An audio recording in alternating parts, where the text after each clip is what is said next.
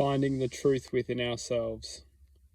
So in this video, what we'll start to do is start to uncover and reveal a certain existence which is most likely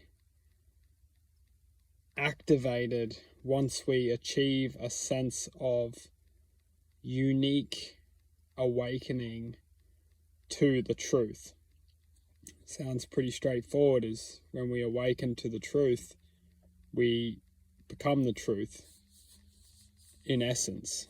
So what we're going to start to do is consciously activate a sense of unique identity which most of us shelter from.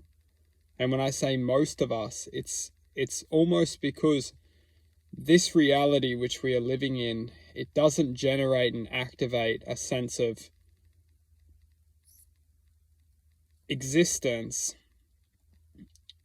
naturally.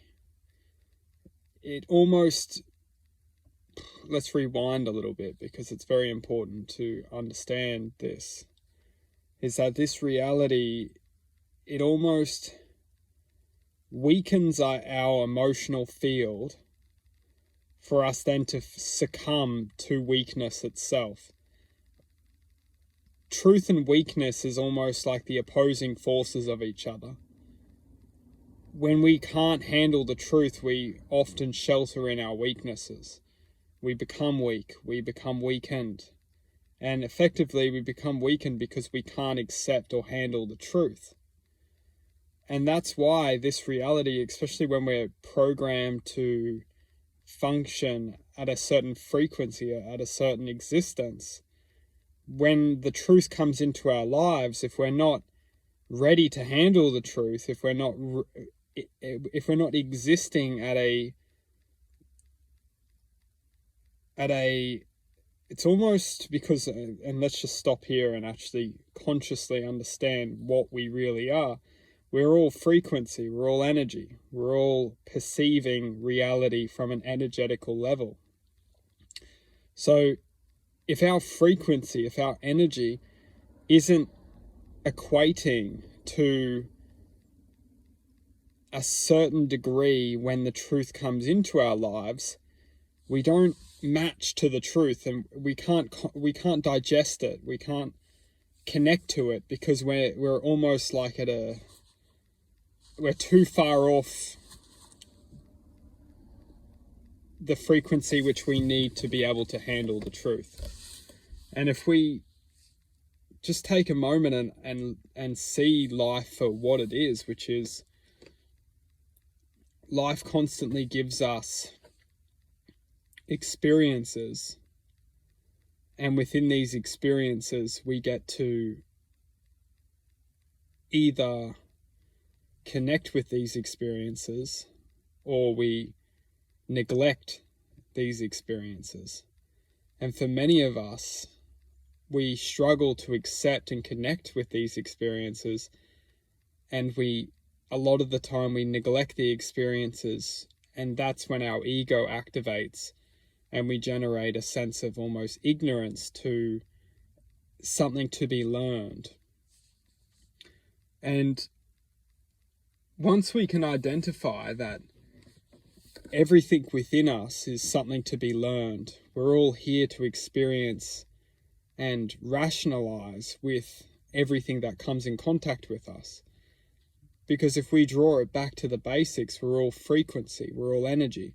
So any energy which can effectively uplift and teach us something is a lesson to be learned, is truth within existence. And now that we've spoken about these we're speaking about this, you could say, truth which is to be learned in life, we really have to ask some basic questions on what am I sheltering myself from?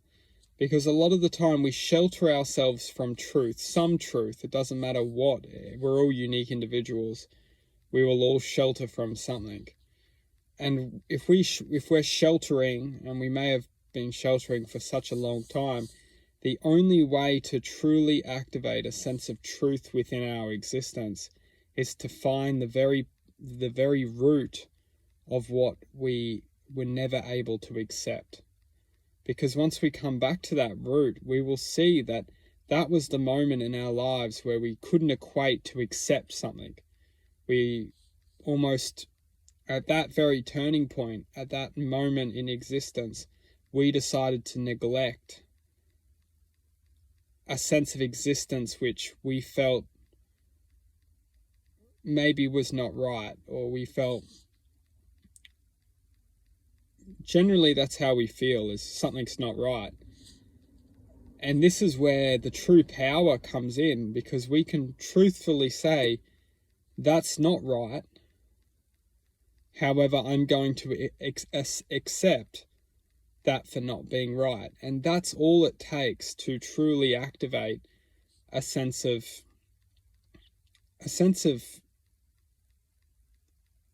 truth. It's very basic, because there's a difference between running away from the truth and accepting the truth, and that's extremely underrated. And we don't really think about that, but that's something to really come back to and ponder on, is that there's a big difference between running away from the truth and accepting the truth. Why are we not taught just to accept the truth? The most evil things which can take place in this reality can completely take our innocence. It can turn us into beings of anger and frustration. It's contamination. It's like the vampire.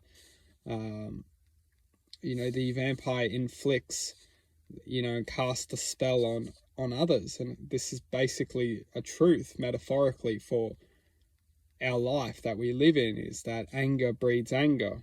Frustration breeds frustration. When we get angry, we transfer that energy into other people, and then those people transfer that energy into other people.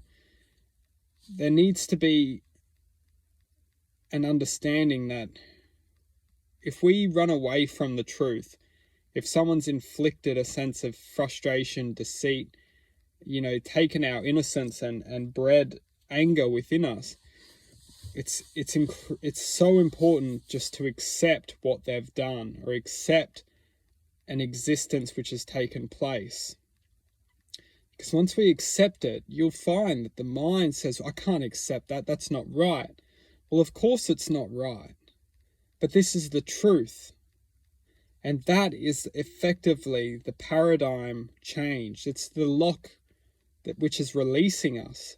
Because as long as we're stuck in this lock of just judgment, because even though we feel we should judge, it's not our place to judge. If someone's done something horrific, that's the truth of their existence, not the truth of our existence.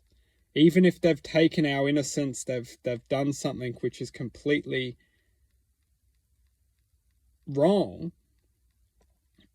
that is what the mind will tell us. The mind will tell us we can't accept what they've done because it's not right. But that is the paradigm of staying suppressed by what has happened. We can't truly move forward and move on if we can't accept what has happened, even if it's not right, even if it's evil, even if it's, horrific. If we're stuck in this lock of thinking about what has happened and why we can't accept, we will always be affected by that situation or scenario. And that is the locks of limitation. And you have to really go out to dive a little bit deeper and to go even outside of the box. We have to understand that everything happens for a reason. So if something has taken place and has casted almost like a spell on us, which we feel we just can't accept, we can't move forward, we can't move on, then we can start to say, well, why can't I move on? Why am I still being affected by something that's happened in the past? And then we ask the question, well, maybe it's because I'm running away from something because I never accepted it. I never had the power to accept it.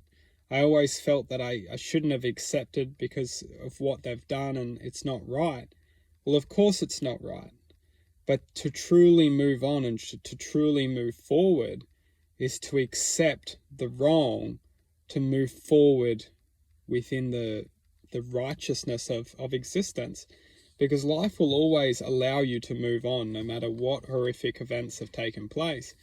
They'll only allow you to move on if you accept the past for what it is and learn to promote that innocence back into our lives via accepting that it has been taken away. It's very powerful just to understand basic mathematics, and the basic math is if somebody takes something from you, never look back and look what they've taken, because as long as you look back, you'll always feel like you've been taken from. You'll always look like you've lost something. Once you look into the presence and realize, okay, something's taken something from me, but I don't care what they've taken. What am I gaining? What am I going to bring into my life? How am I moving forward? I accept I accept the past. I accept what's been taken.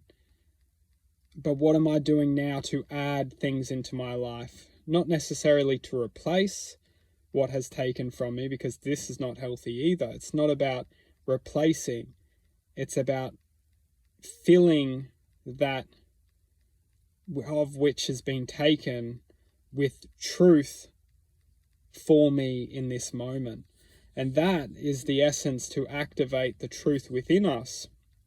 Because when we look at what's been taken away from me, how life has treated me badly, we will always be looking into the void, into that gap the gap of destruction, the destruction of oneself.